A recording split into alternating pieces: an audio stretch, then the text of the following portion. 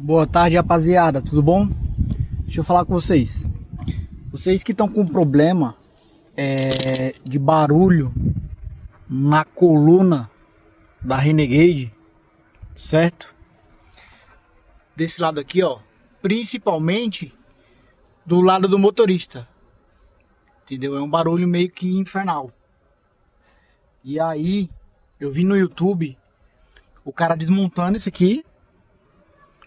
Apesar que é fácil desmontar, eu já desmontei, né? Tem vídeo também desmontando aí no YouTube, mas eu não vou entrar em detalhes. O barulho, na verdade, é isso aqui, ó. Que vem aqui, ó. Né? Assim.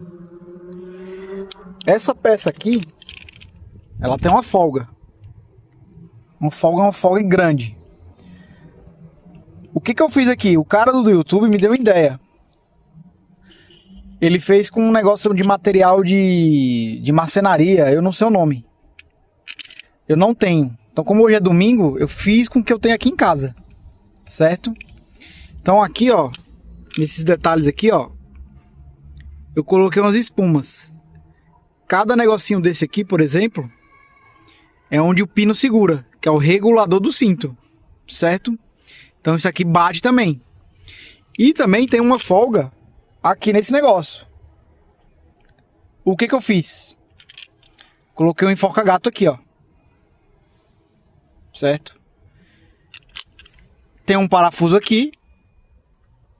Você tira. Joga isso aqui pra cima.